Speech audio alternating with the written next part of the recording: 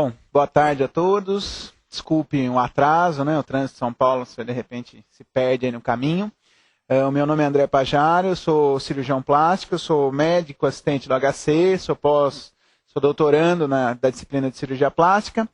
E hoje nós temos duas aulas principais, que são as duas principais aulas para quem vai fazer cirurgia geral, enfim, para quem está prestando residência nessa fase do R1, né? Que está tentando entrar no R1. O primeiro tema é cicatrização. E o segundo, que está muito ligado nesse assunto, é queimaduras. Os dois temas são muito ligados entre si e por isso que eles são dados no mesmo dia. Eu vou começar falando um pouquinho para vocês sobre cicatrização. Esse vai ser o nosso primeiro tópico de hoje. Bom, o que nós vamos falar na aula de hoje? Qual é o objetivo da aula, né? Falar um pouquinho sobre os conceitos de cicatrização, o que é cicatrização, o que não é cicatrização. Falar um pouquinho sobre as fases do processo cicatricial. Falar também sobre algumas situações em que você tem cicatrizes patológicas, né, em que você não tem uma cicatrização habitual. E fatores que acabam influenciando nesse processo de cicatrização. Então vamos falar um pouquinho sobre cicatrização agora. O que é cicatrização? Quando a gente pega o termo em inglês, né, quando a gente vai procurar trabalhos em inglês, enfim, na literatura sobre o que é cicatrização, você não vai achar o termo cicatrização propriamente dito. O que você vai encontrar? Uma outra coisa, que é o termo wound healing. Se eu vou traduzir isso no literal, eu não vou ter exatamente cicatrização. Cicatriz já vai ser uma coisa ligada a scar, quer dizer, formação de cicatriz. O que eu tenho aqui em wound healing é um termo muito mais amplo do que só exclusivamente cicatrização. Esse termo abrange duas situações diferentes. Ele abrange tanto a possibilidade de regeneração, quanto a possibilidade de restauração. O que eu quero dizer com isso? Quando eu tenho uma lesão de pele, quando eu tenho qualquer tipo de lesão, eu posso ter uma lesão tão superficial que essa lesão não vai culminar com a formação de uma cicatriz. Ou seja, o fim desse processo, na verdade, vai ter uma regeneração. Ou seja, eu vou ter uma regeneração completa do tecido. Qual o exemplo típico disso?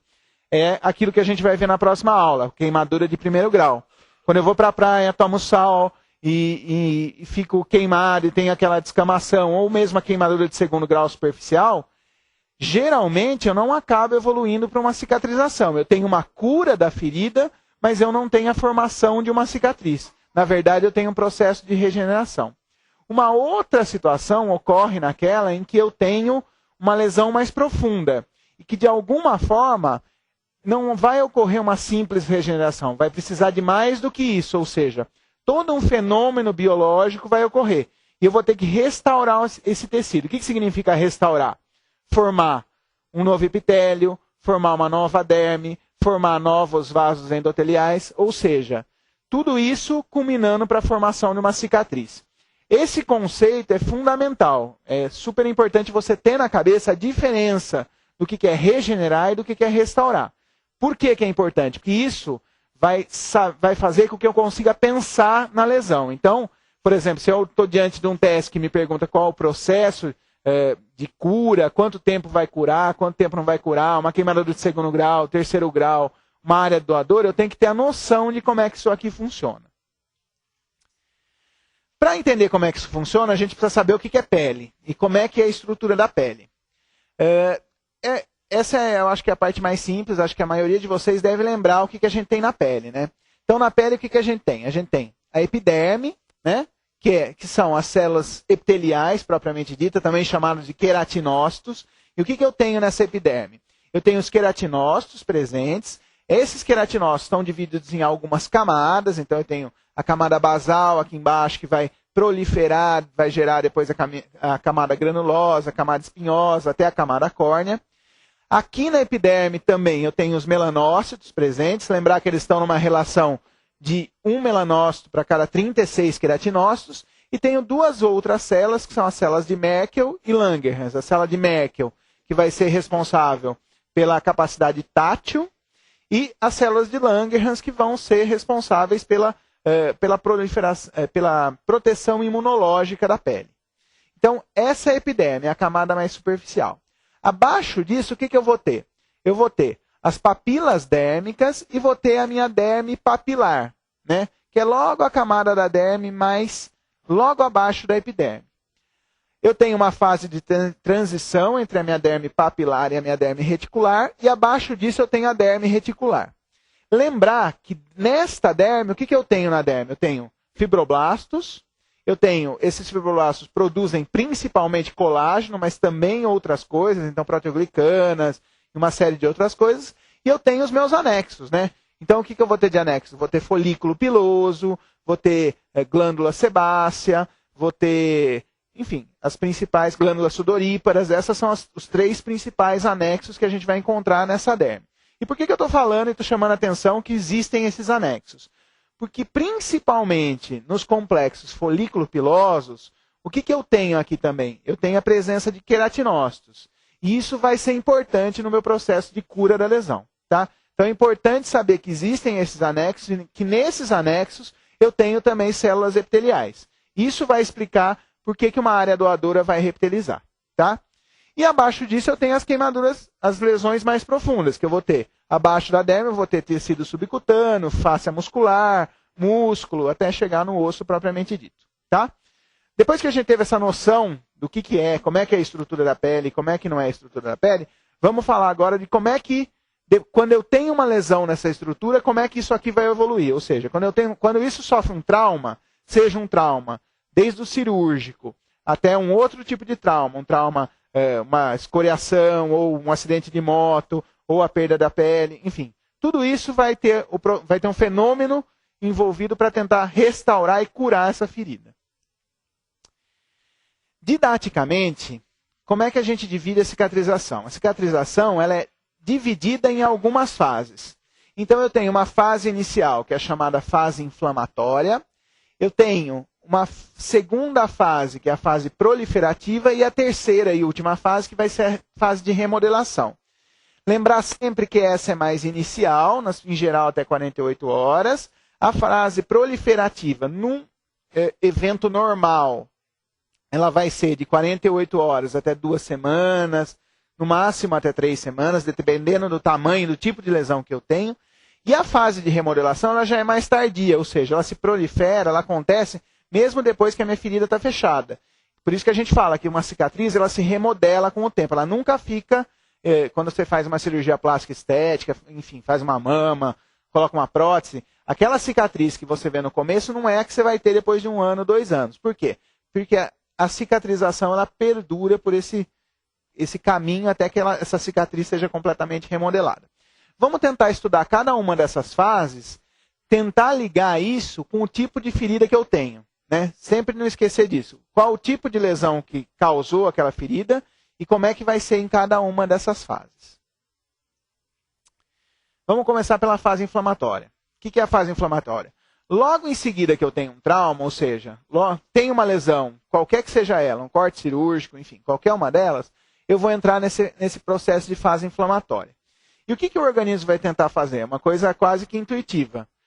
O organismo vai tentar, quando eu me corto, quando eu me machuco, eu começo a sangrar. Eu exponho os vasos. Então, se o cara ficar continuamente sangrando ali de forma ininterrupta, ele ou vai evoluir com uma hipovolemia, ou vai evoluir com uma anemia, enfim, alguma complicação ele vai ter disso.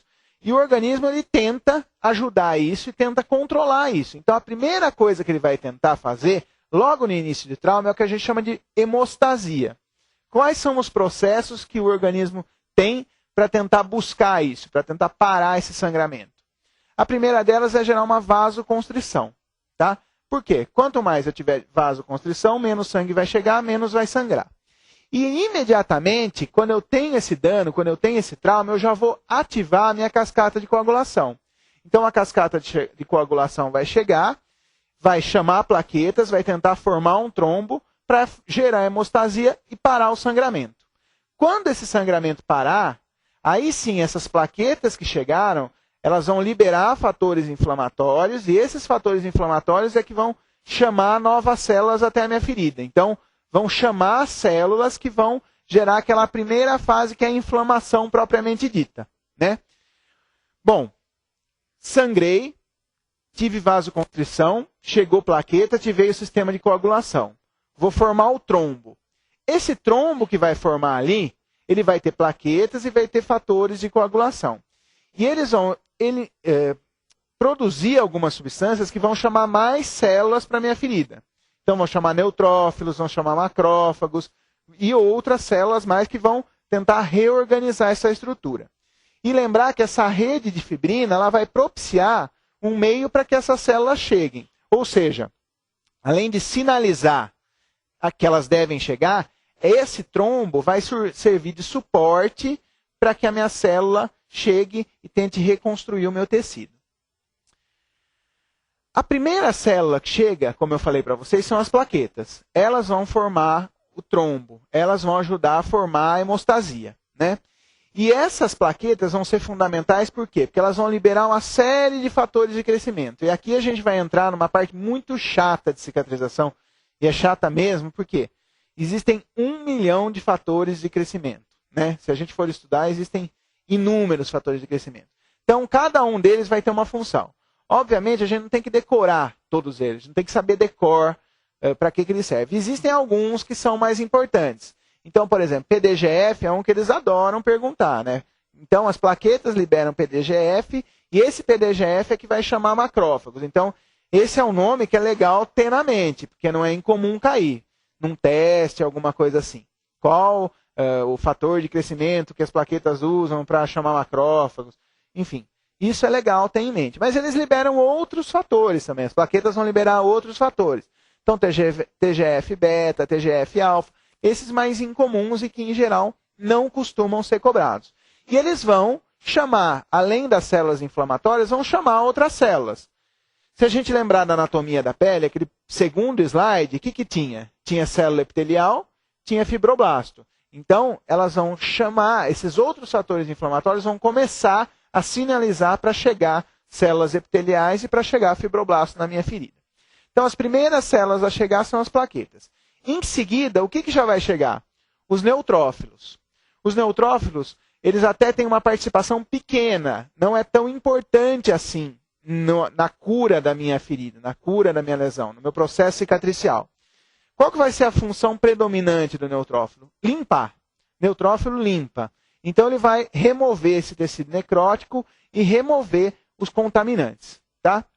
Se eu tenho uma ferida cirúrgica, uma ferida que foi feita com bisturi, geralmente o que acontece? Em 24 a 48 horas, eu já vou ter uma reepitelização. Por quê? Porque eu fechei por primeira intenção, ou seja, eu aproximei as bordas da minha ferida. O espacinho entre uma célula epitelial e outra é muito pequena. Então eu vou ter um fechamento por primeira intenção, tá? Fechamento de primeira intenção, geralmente em 24 a 48 horas, eu já tenho a epitelização e o processo já vai ser mais brando. Mas nós vamos falar um pouco mais sobre os processos em que eu não tenho essa epitelização entre 24 e 48 horas. Ou seja, aquelas feridas que são muito grandes, muito extensas. Então é a úlcera venosa, por exemplo, a úlcera diabética, ou um trauma, um ferimento descolante, ou uma deiscência. Essas são situações em que eu já não tenho uma epitelização tão rápida assim. E daí o processo de cicatrização vai ficar mais claro e mais fácil da gente entender. Então aqui tem um quadrinho que mostra bem como é que é a chegada das células na minha ferida. Então, primeiro as plaquetas chegam, formam o trombo. Em geral, já chegam os polimorfonucleares, né, em torno de 2 a 4 dias. E logo em seguida, você vê que uma distância muito pequena, já começam a chegar os macrófagos. E esses sim, ao contrário dos polimorfos nucleares, ou seja, ao contrário dos neutrófilos, esses sim já vão ter uma função fundamental. Vão merecer uma atenção especial da gente. Em seguida, por último, né, das células inflamatórias, chegam os linfócitos, tá? Esses com uma função pouco conhecida. Dificilmente alguém vai perguntar sobre linfócito, porque ninguém sabe direito qual é a função dele. E só mais tarde é que a gente vai ter a chegada de outros tipos de células, ou seja, os fibroblastos e as células epiteliais. Por que isso vai chegar mais tarde? Porque essas células são as células inflamatórias, elas coincidem com aquela primeira fase inflamatória. E essa fase inflamatória ela vai servir de sinalização para que eu passe para uma outra fase, para uma fase de proliferação, ou seja, uma fase de reconstrução do tecido. Tá? Por isso que essas células outras chegam depois. Mas eu falei que o macrófago era fundamental, e é mesmo. Esse é um tipo de questão que eles adoram perguntar. Qual a célula fundamental do processo cicatricial? Qual a célula mais importante da fase inflamatória? Enfim, a resposta é sempre macrófago. Por quê? Por que ele é tão fundamental? Porque ele vai ordenar os eventos. Ou seja, ele vai ser responsável por diversas funções que vão ser fundamentais para que o meu processo de cicatrização ocorra ordenadamente. Se eu tenho um déficit de funcionamento dos macrófagos, pode ter certeza que essa cicatrização não vai ocorrer de uma forma tão adequada, né? Então, quais são as funções dele? Por que ele é considerado uma célula-chave? Primeiro, porque ele limpa a ferida. Assim como os neutrófilos, ele também vai ter uma fase de limpeza. E a principal função dele vai ser a questão de fazer um mecanismo de transição, ou seja, sair daquela primeira fase inflamatória, em que eu vou ter uma inflamação local, uma hiperemia, um calor, um rubor, para uma segunda fase de reconstrução, de reconstruir o tecido. Então, eles são fundamentais por causa disso. É por causa disso que eles são a célula-chave. E como eles fazem isso? Eles vão, a partir do momento que eles são chamados pelas plaquetas, pelo PDGF, eles chegam até a ferida e eles potencializam em muito o efeito das minhas plaquetas. Ou seja, eles começam a produzir muito mais fatores de crescimento. Ou seja, se as plaquetas produziam um pouquinho, os macrófagos, a hora que eles chegarem, eles vão produzir muito mais, né? Vão produzir EGF, então vão chamar células epiteliais, vão produzir TGF, então vão chamar células fibroblastos, e vão produzir PDGF também em grande quantidade, para chamar mais células, mais fibroblastos, TNF-alfa para chamar células epiteliais, ou seja, eles vão produzir muito fator de crescimento para que eu consiga transitar para uma segunda fase de reconstruir o tecido.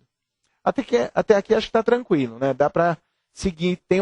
Então, quando você estuda a cicatrização, ela tem uma linearidade. Se você se perde nesse caminho, fica difícil de você compreender. Então, aqui a gente chegou num momento em que a gente foi de uma fase inicial, inflamatória, e vamos fazer uma transição para uma fase proliferativa. Essa sim é essencial. E nesse slide eu faço um quadrinho que resume tudo isso. Tá? É bem didático assim para a gente poder entender. Então, ó, no começo, o que eu tive? Tive o trauma, de alguma forma eu tenho que fazer hemostasia. Então, vou ter vasoconstrição e vou chamar fatores de coagulação e plaquetas para formar o meu trombo e parar o sangramento. Tá? Além disso, o que eu vou ter aqui? Desse trombo, eu vou ter produtos degradados. Eu vou ter debris e vou ter produtos degradados do trombo. E daí eu vou chamar os meus neutrófilos na ferida, que vão ser a segunda célula a chegar depois das plaquetas. Esses neutrófilos vão fazer o quê? Controlar a infecção, ou seja, vão limpar. A função deles é limpar praticamente.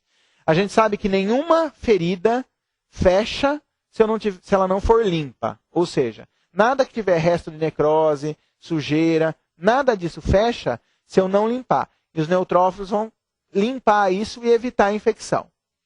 Além disso, as plaquetas vão liberar fatores de crescimento, né? E esses fatores de crescimento vão chamar células, diversas células, né? Entre elas os macrófagos, que vão potencializar ainda mais isso, vão produzir mais fatores de crescimento, e esses fatores de crescimento vão ter algumas funções. Então, eles vão chamar fibroblastos, vão chamar queratinócitos, vão chamar células endoteliais, buscando o quê? Primeiro, os macrófagos e neutrófilos limpando, e os fibroblastos, queratinócitos e vaso, tentando formar um tecido que foi perdido. Essa é a ideia. E a partir de agora eu entro numa nova fase. Eu saio daquela fase inflamatória e entro para uma fase de reconstrução. Primeiro eu contive a infecção, contive sangramento, chamei meu soldado para ir lá reconstruir o meu quartel. E agora eu vou tentar reconstruir. E entro na fase proliferativa. Como é que é essa fase proliferativa? Geralmente, ela se inicia entre 48 horas. Então, depois de 2 dias, mais ou menos, ela começa. E, em geral, se tudo for bem, se tudo seguir padrão, em geral, em 2 a 3 semanas eu vou cessar essa fase. Tá? Nem sempre isso acontece. Nem sempre isso vai tão bem assim. Lembrar, de novo, que os macrófagos chamaram as células para reconstruir isso, né? E a célula fundamental, enquanto na fase inflamatória a célula-chave era os macrófagos, aqui a célula-chave já vai ser os fibroblastos. Eles é que vão ter uma função fundamental na minha ferida. Eles é que vão ser predominantes e essenciais. Em geral, esses fibroblastos eles vão predominar na ferida ao redor de 5 a 7 dias. Tá ok? E eles vão ser fundamentais por quê? Porque eles vão produzir o colágeno que vai tentar reconstruir aquela derme que foi lesada. Tá? Então o fibroblasto vai chegar na ferida, vai começar a predominar entre o 5º e o 7º dia e vai tentar reconstruir aquela derme que de alguma forma foi lesada.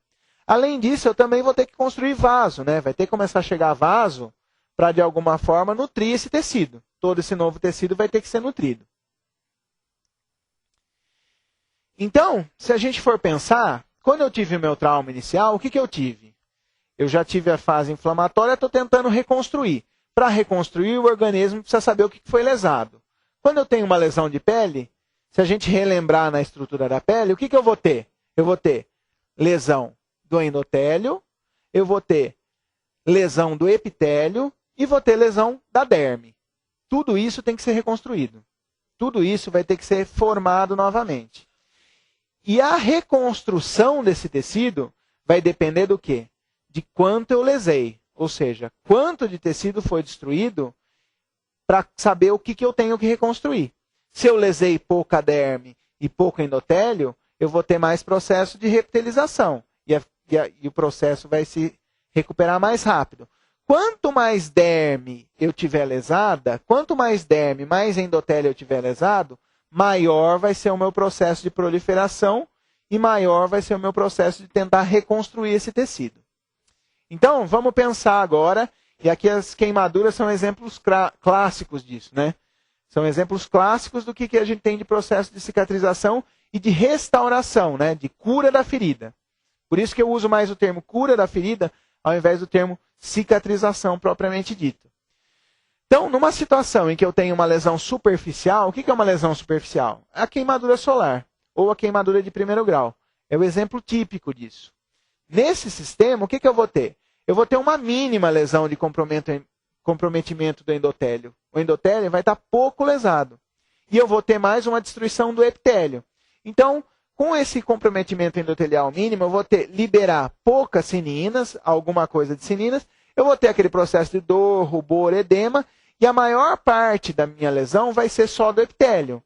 Quando eu tenho lesão só do epitélio, o que acontece? Basta que eu tenha regeneração, ou seja, eu não destruí a camada basal, eu tenho células da camada basal ali, eles proliferam, regeneram e eu curo a minha ferida sem ter praticamente nenhum tipo de dano da minha derme e sem praticamente ter chegada de fibroblastos ou toda alteração que produção de colágeno, e é por isso que eu evoluo sem cicatriz. É por isso que nesse tipo de caso eu não vou ter cicatriz, né? Eu vou ter uma lesão que no começo vai ter uma discromia ou vai ter uma hipercromia e com o tempo ela vai praticamente desaparecer e sumir. Isso na queimadura de primeiro grau. Bom, vou retornar um pouquinho, pode ser que eu seja um pouco repetitivo. Então eu falei aquela parte de reptilização para vocês e falei que dependendo do tempo que demora para reptilizar, quanto mais demorar esse princípio, maior vai ser o tempo de restauração, de reorganização da minha derme. Como é que ocorre esse processo de reorganização da derme? Como é que a derme vai ser reconstruída? Então, primeiro eu vou chamar o fibroblasto, que é a célula majoritária da derme. Então, vou ter todos aqueles fatores de crescimento e vão chamar fibroblastos. Então, os fibroblastos migram para a minha ferida. Depois disso, os próprios fibroblastos e as outras células vão produzindo mais fatores de crescimento e vão estimular com que esses fibroblastos proliferem. E por isso que vem o nome fase proliferativa. Porque eles vão crescer, vão duplicar e vão aumentar de número. E eles vão aumentar de número para quê? Para produzir o famoso colágeno. O colágeno é que vai formar a minha derme, que vai formar essa estrutura dérmica. Aqui tem alguns macetezinhos e algumas coisas que eles adoram cobrar e que são fundamentais da gente entender. Para que o fibroblasto produza colágeno, existe uma série de reações químicas, né? Isso é muito chato de saber de cor. Mas existem algumas dicasinhas que eu posso dar que eles gostam sempre de saber. O que é colágeno? Colágeno é a chamada hidroxilação da prolina e da lisina. Então, eles vão gerar, a partir de todos os mecanismos químicos, eles vão gerar hidroxiprolina, que vai gerar o colágeno propriamente dito. Para que isso se hidroxilize, você precisa de alguns fatores fundamentais para que isso ocorra. Então, eu preciso de oxigênio, ou seja, não vou formar colágeno se eu não tiver oxigênio. Então, ferida isquêmica nunca fecha, porque não forma colágeno. Pé que não chega sangue, não chega oxigênio, também não vai fechar. Isso é legal ter esse link na cabeça. Também preciso de algumas outras coisas. Então, eu preciso de ferro, preciso de cobre, preciso de ácido ascórbico. Ácido ascórbico, para quem não lembra, é vitamina C, né? Se eu não tenho ácido ascórbico, eu vou ter escorbuto. Daí eu tenho aqueles sangramentos na boca, aquela doença dos piratas, e sangro, e não cicatrizo nunca. Por quê? Porque eu não produzo colágeno. Com isso tudo junto, o fibroblasto vai converter a minha prolina e lisina em hidroxiprolina, e com novas reações químicas, essa já não precisa saber tanto, eu vou gerar um procolágeno e um colágeno amorfo. Tá? Então, o fibroblasto vai produzir um colágeno que fica ali disperso na minha ferida. Ele fica ali perdido. E com o passar do tempo, ele vai interagir, esse fibroblasto interage com o colágeno, e ele vai tentar reorganizar a minha derme. Então, ele vai tentar reestruturar. De um colágeno que no início tinha só uma forma primária, ele vai entrelaçando esse colágeno com a reação e gerando uma estrutura secundária e terciária. E vai reorganizar essa derme e tentar fechar essa derme. Só esse processo, ele gera junto dele uma outra coisa. Com essa reorganização da derme e essa interação entre fibroblasto e colágeno, junto disso eu vou gerar um processo de aglomeração. E junto com isso uma contração. Então, de alguma forma, eu vou ter um mecanismo de contração da minha ferida. Né? Essa ferida vai se contrair. Quando eu tenho uma lesão que é intermediária, não dá tempo dessa contração ser tão grande. Porque quando eu reptilizo isso, o processo já dá uma estancada. Entretanto, quando eu tenho uma ferida mais profunda, que demora muito para reptilizar, isso vai perdurar durante um certo tempo. E é isso que eu vou mostrar para vocês agora. Então, quando eu tenho uma lesão profunda, eu vou cair numa outra situação. Aqui nós temos exemplos disso. Então, uma queimadura profunda, essa é uma queimadura elétrica profunda, você vê que está tudo destruído, né, aqui. Você vai até o tendão lá embaixo. Então, naquele quadrinho histológico, eu tenho destruição da epiderme, toda a derme e chego direto no meu subcutâneo, por exemplo. Nessa situação, se isso aqui for muito grande, claro, se for minúsculo, isso fecha rapidinho. Quando aqui, por exemplo, é muito grande, né? Se a gente for pensar num braço, isso aqui é uma ferida grande. Até isso aqui cicatrizar vai muito tempo, até debridar, tudo, granular. Então, o que o organismo vai fazer para tentar fechar isso aqui? A gente tem que lembrar que cirurgião plástico existe há pouco tempo. Cirurgião também existe há pouco tempo. Na pré-história não existia isso. E o ser humano lá, Neandertal, já sobrevivia. Então o organismo, de alguma forma, ele vai tentar reestruturar isso. Como é que ele vai fazer? Se eu tenho uma perda de contato, que é de um certo tamanho, aqui embaixo eu tenho tudo destruído, né? Mas eu tenho aqui uma gordura. Essa gordura, essa estrutura, esses fibroblastos que vão chegar aqui embaixo, eles vão formar o chamado tecido de granulação. O que é o tecido de granulação? Tecido de granulação é a chegada de formação de fibroblastos que produzem colágeno e de células endoteliais. E forma aquela granulação vermelhinha aqui embaixo. Para que serve essa granulação? Para servir de trilho para o meu queratinócito conseguir migrar. Lembrar que eu não tenho mais aqui naquelas lesões profundas aqueles folículos pilosos. Né? Então não epiteliza tão rápido. Vai depender da minha borda, né? Da distância que eu tenho da minha borda. Se eu tenho uma distância pequena, eu fecho. Né? Se essa distância entre as bordas for pequena, eu fecho e vou ter pouca alteração aqui embaixo. Eu vou ter um tecido de granulação, vou ter uma certa contração, mas isso vai ser pequeno. Entretanto, se isso for muito longo, se isso for muito distante, for muito grande, por exemplo, nesse queimado, que era inteiro destruído, quanto tempo vai demorar para isso ocorrer? Muito tempo. Né? Talvez não feche nunca. Isso aqui vai entrar num processo de cronicidade que não vai fechar jamais. Então eu vou ter aquele tecido de granulação ali vermelho. E aqui eu vou ter que interagir. Eu vou ter que fazer algum tipo de procedimento. Só que antigamente não tinha procedimento para fazer, né? Isso é recente. Como é que o organismo fechava isso? Como é que isso acontecia? Pelo que a gente chama de contração da ferida. Sabe-se que alguns desses fibroblastos, eles acabam tendo uma diferenciação. Eles se diferenciam em miofibroblastos, como se fossem células musculares, com actina e miosina. E essa diferenciação, o que que faz? Esses miofibroblastos interagem com o colágeno que ele está produzindo e vão, se a distância é grande aqui, o que que eu vou fazer? Eu vou unir, tentar fechar. Então eu vou entrelaçando cada vez mais colágeno. Vou entrelaçando isso, para quê? Para que eu consiga aproximar. Se vai demorar um para chegar no outro, eu vou aproximando, para que isso reptilize o mais rápido possível e que eu consiga fechar. Se isso aqui for pequeno, e numa área que não é muito nobre, então no tórax, no meio da coxa ou na cabeça, tudo bem, não tem problema. Eu vou ter uma cicatriz aqui que vai ser ruim, mas vou ter uma cicatriz e isso vai acabar fechando tranquilo, vai ficar feio, mas eu vou conseguir fechar. Só que existe uma outra situação em que eu não posso esperar. Se eu depender desse processo, né? Aqui, ó, eu dependi do processo. Fechou, né? Você vê que é no meio do braço, ficou uma cicatriz horrorosa? Ficou. Mas o organismo foi contraindo, gerou uma hipertrofia, né? Ficou hipertrófica, elevada, cheia de colágeno, mas reptilizou. Só que em algumas situações, o que eu tenho? Isso foi fechando, e eu, de alguma forma, não intervi, ou seja, não fiz alguma cirurgia. E o que acontece? Eu tenho a formação daquilo que a gente chama de brida e de sinéquia, né? Então, eu tinha uma ferida aberta aqui, as bordas para isso reptilizar eram grandes, e eu dependi do organismo. O organismo foi contraindo, foi produzindo miofibroblasto foi produzindo colágeno, ele foi contraindo. E ele formou essa trave. O que acontece aqui? O paciente fica com perda de líquido pela boca, fica com desvio da boca, não consegue elevar o pescoço, não consegue estender. O que é brida? O que é sinéquia? A brida a gente chama a união entre dois pontos, por uma estrutura fibrosa, tá? E a sinéquia é entre dois planos, tá? Então, esse sobre dois pontos e esse sobre dois planos. Isso vai ser importante na hora que eu for tentar reconstruir isso. Porque se eu não agir na fase aguda, agora na fase tardia eu vou ter que agir. Essa paciente aqui não consegue elevar a boca, não consegue comer. Então, eu vou ter que fazer alguma coisa.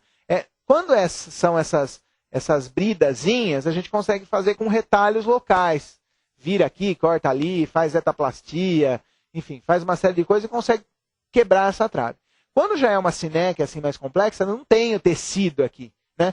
Fechou tanto e está tão ruim o tecido ao redor que eu vou ter que fazer aquele procedimento que a gente chama de degola. O que é degola? Abro tudo isso mesmo, com bisturi, fico com um espaço grande e daí eu vou ter que botar um enxerto aqui no meio para fechar a minha ferida, tá? Para tentar reconstruir essa estrutura.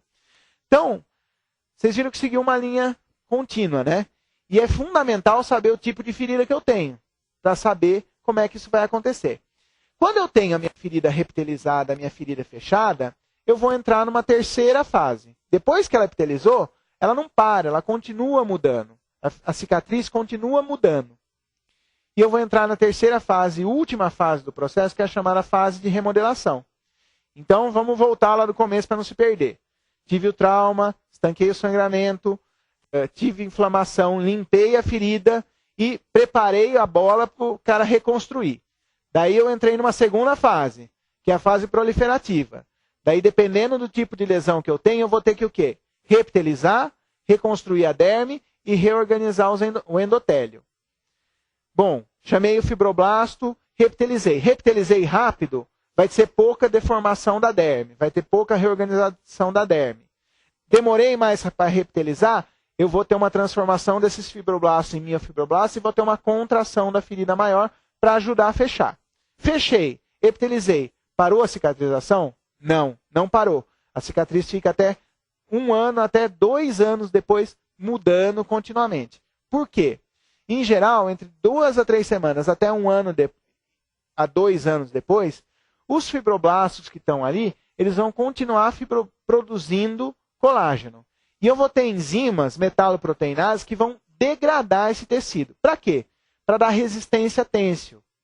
A cicatriz, no começo, ela nunca tem a mesma resistência têncil que a pele normal. E ela nunca vai ter.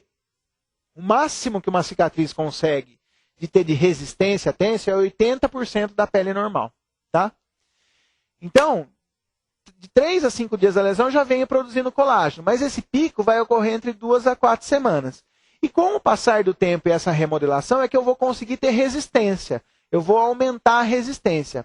A resistência ela vai depender diretamente daquilo que a gente chama de cross-linking, que é o processo de união do fibroblasto com o colágeno e o reagrupamento desse colágeno, tá? Então, às vezes, cai a questão disso, de cross-link. O que é? O que dá a resistência têncil da minha ferida? O cross-linking do colágeno, tá? A força final nunca vai ser igual, entre 70% e 80%. E por incrível que pareça, esse dado às vezes cai, viu? Quanto que demora para eu ter uma resistência têncil de 50% da minha ferida? 6 semanas, tá? Em 6 semanas eu recupero 50%. E no final eu vou ter entre 70% e 80%. Eles adoram isso em teste, viu? Se tiver teste, eles adoram isso aqui. A degradação do colágeno vai ocorrer pelas metaloproteinases, tá bom? E o fibroblasto vai produzindo continuamente colágeno. A partir dessa fase, eu vou mostrar para vocês como é que a cicatriz pode evoluir patologicamente, tá? Geralmente, isso é uma balança. Então, a degradação e o depósito, eles vão em equilíbrio. E daí eu vou ter uma cicatriz legal. Eu vou ter um resultado de cicatriz que vai cada vez ficando desaparecendo mais. Geralmente a gente vê isso muito em cirurgia estética, né? Que a gente vê aquela linha fininha que você quase nem consegue perceber. E daí eu vou ter uma cicatriz num resultado que vai ser legal. Só que eu posso ter um desbalanço disso. Isso pode não ocorrer tão bonito assim. E eu posso ter um aumento de depósito. Se eu tiver um aumento do depósito da produção de colágeno, daí eu vou ter uma complicação no meu processo cicatricial, que são aquelas famosas cicatrizes hipertróficas ou queloides naquela outra cicatrização mais grave.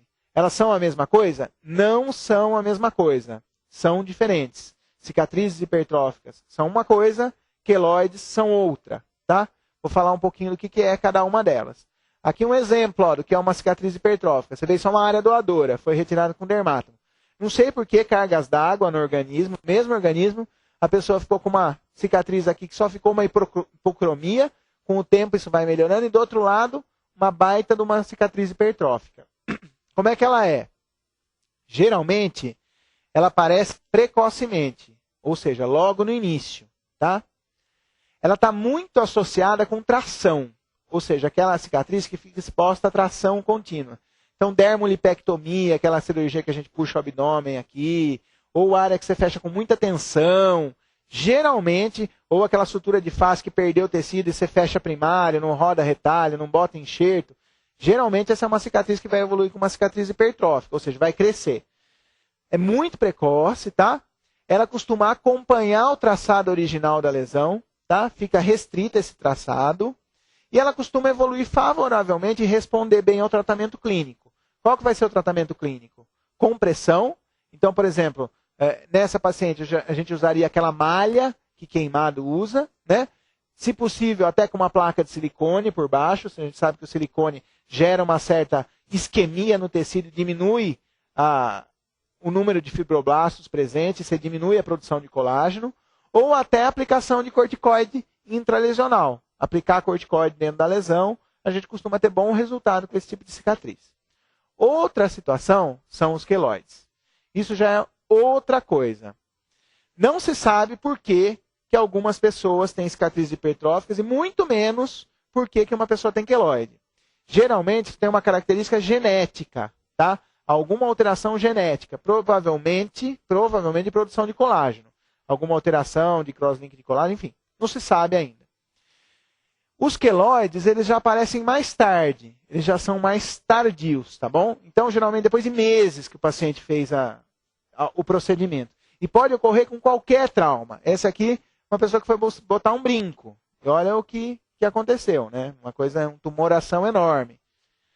Eles não acompanham o traçado original da lesão, ou seja, eles crescem muito mais. Enquanto a cicatriz hipertrófica só ficava ali no lugar que você fez o trauma, esse não, esse já vai ali como se fosse uma tumoração, tá? Eles são dolorosos, pruriginosos, tá? Incomodam bastante. eles não respondem tão bem assim ao tratamento. Aliás, eles respondem muito mal. E diferentemente da cicatriz hipertrófica, que com o passar do tempo, mesmo que você não faça nada, ela costuma melhorar, a remodelação costuma melhorar, esse não evolui. Fica lá. Então você tem que tratar de alguma forma. Qual que é o tratamento disso? Tem vários métodos. Em medicina, tudo que tem vários métodos é porque nenhum presta, né? Isso é uma lei. Quais são os métodos que a gente tem? Método farmacológico, em geral, injeção dentro da lesão de alguma coisa. Tem N drogas que se usa para injetar. Então tem pentoxifilina, bloqueador de canal de cálcio. O mais comum é o corticoide intralesional. De alguma forma, ele reduz a deposição de colágeno. Então esse é o mecanismo de ação. Outro método é a compressão. Tá? Imagina-se que a compressão contínua da cicatriz ela gera alguma isquemia e destruição de algum tipo de fibroblasto. Você tem menos fibroblasto, você produz menos colágeno e reduz a formação de cicatriz. Cirurgia. E cirurgia eu tenho que comentar um pouquinho para vocês. No queloide é terrível. Por quê? Enquanto as cicatrizes hipertróficas você consegue melhorar e fica legal, geralmente quando você vai retocar, é o famoso retoque de cicatriz. O cirurgião plástico adora um retoque de cicatriz. Ele sempre fala que vai fazer um retoquinho depois. Porque quando você faz a primeira cirurgia, geralmente você fecha sob tensão. Então fica muito tenso. E a gente sabe que a tensão evolui para a cicatriz hipertrófica. Né? Você sempre tenta tirar o máximo possível de pele. Né? A pessoa não quer ficar com sobra de pele, com barriga. Ela prefere retocar a cicatriz depois. Agora, o queloide, e geralmente, quando você vai fazer a segunda cirurgia, você só retoca, você não deixa com tensão.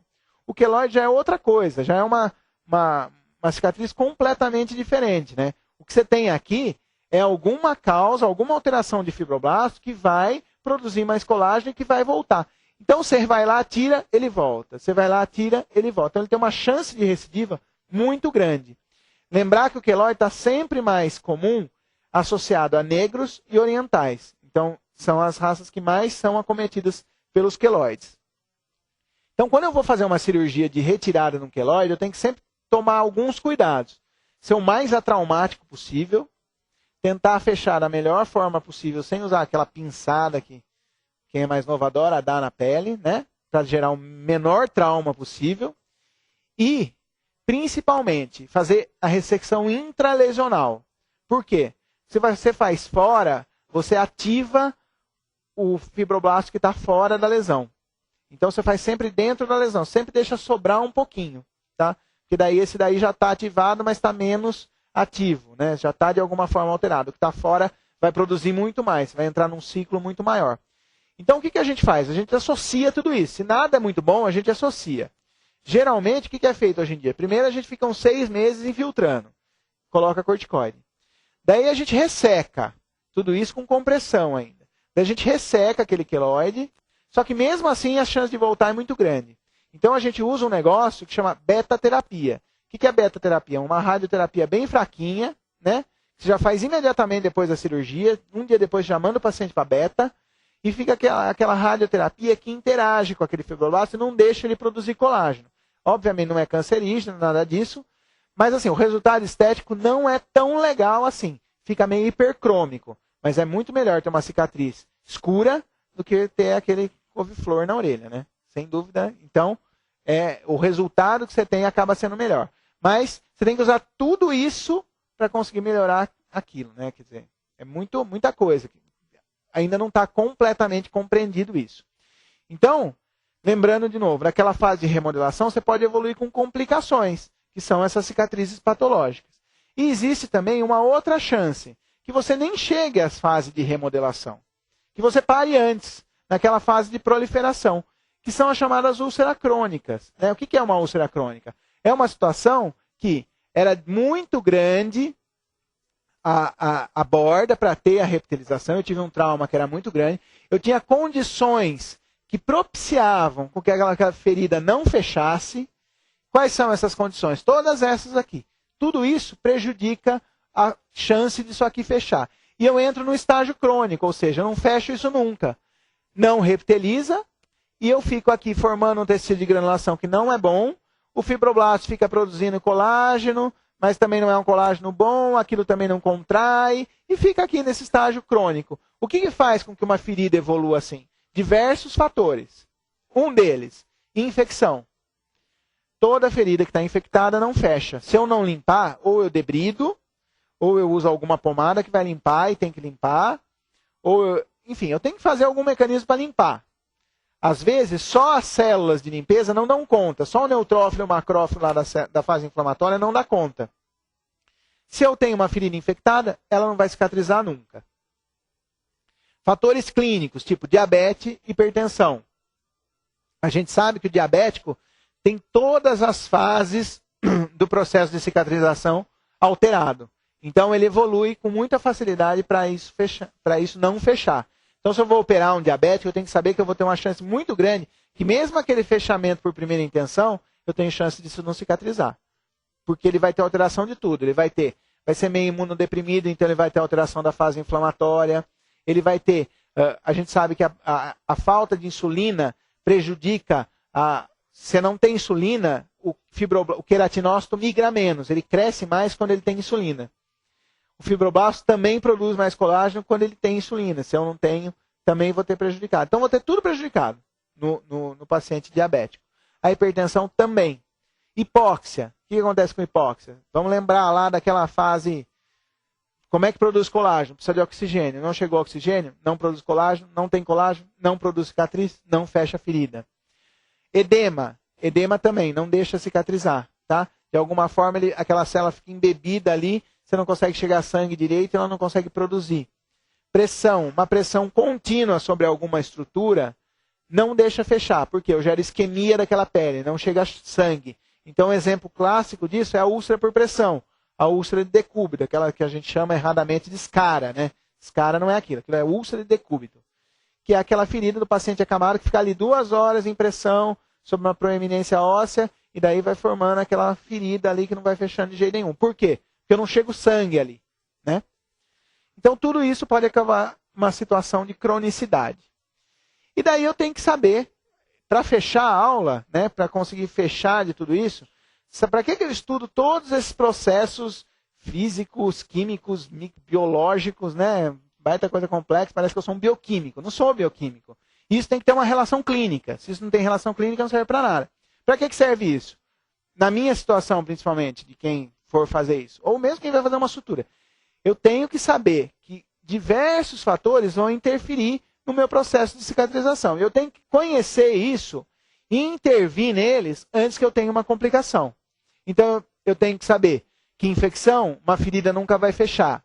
Se o paciente está desnutrido, não adianta operar. O paciente que tem albumina menor que 2,5, eu tenho que repor, de alguma maneira, a parte nutricional. Então, eu tenho que saber fazer isso. Eu tenho que dar vitamina C, ele tem que ter aporte de cobre, ele tem que ter aporte de ferro, ele tem que estar nutrido. Não adianta ir lá e fazer uma cirurgia no paciente que está desnutrido.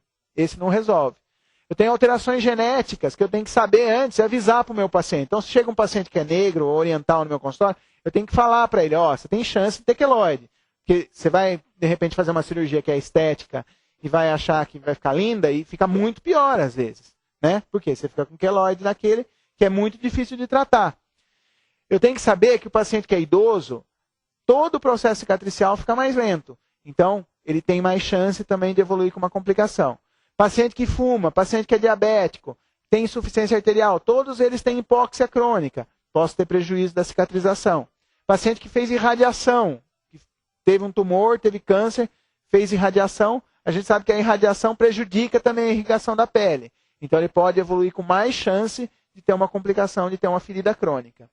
E qualquer outro uso de drogas, né? A gente sabe que droga interfere com tudo também vai interferir nesse processo. Bom, então era isso que eu queria mostrar para vocês. O objetivo da aula era esse, era tentar passar uma visão geral. Óbvio que não dá para fugir de algumas coisas chatas, né? Que são importantes e que tem que decorar. Para fazer o quê? Pode cair. Não vou falar que não pode cair, não. Se cair alguma coisa de plástica numa prova, vai ser ou cicatrização ou queimadura. Muito difícil para R1 cair outra coisa. E essas são as coisas que têm chance de realmente cair. Eu separei algumas questões, 3 questõezinhas para a gente poder discutir aí. Essa é de 2009, ó, da HC. O reparo de feridas é o esforço dos tecidos para restaurar a função e a estrutura normais após o trauma. A esse respeito, a sequência correta nas fases de cicatrização é... A gente tem que tomar cuidado quando vai fazer teste, porque o cara faz para você errar, né? Porque ele tem que diferenciar. Então, assim, às vezes uma palavrinha, um sinônimo, você fala, puta, não sei o que é, isso aqui não é, e você fica ali perdido, você erra o teste, né? Então, assim, lógico, as palavras, fase inflamatória, fase de remodelação, tem sinônimos que os caras podem usar e que vão te pegar, né? Então, por exemplo, qual que é a sequência lógica?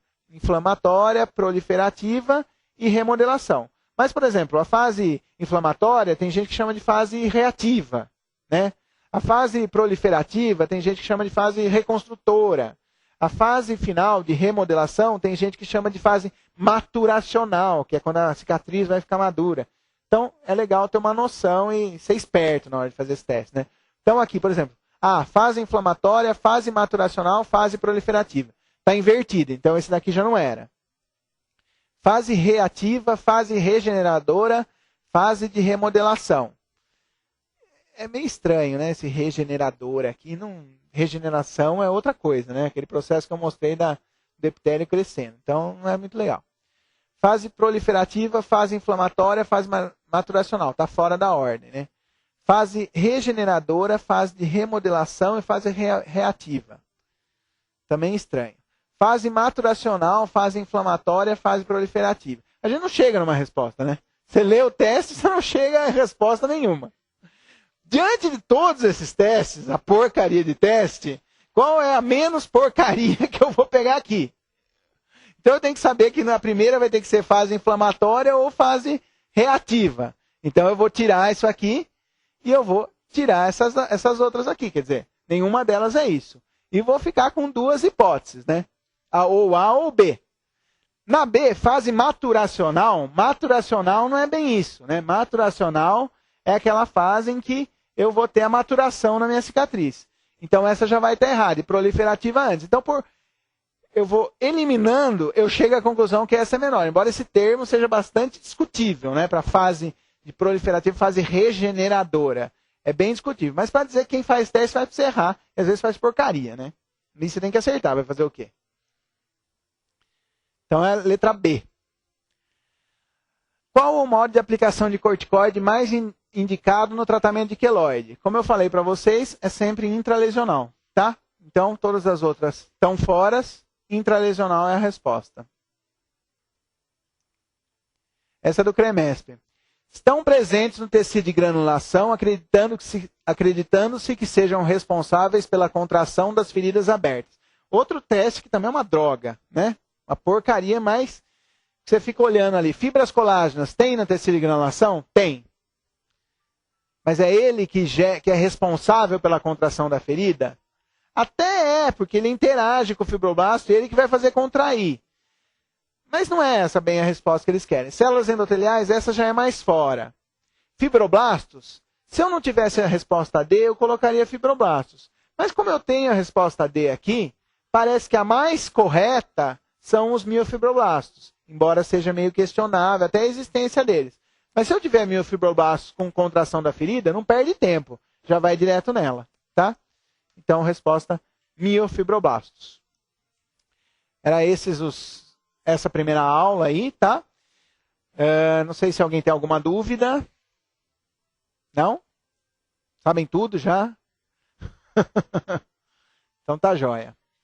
Então vamos dar um intervalinho aí de uns 10 minutinhos e daí a gente passa para a próxima aula, tá bom? Que vai ser queimados. Vamos usar os conhecimentos dessa para a próxima. Obrigado.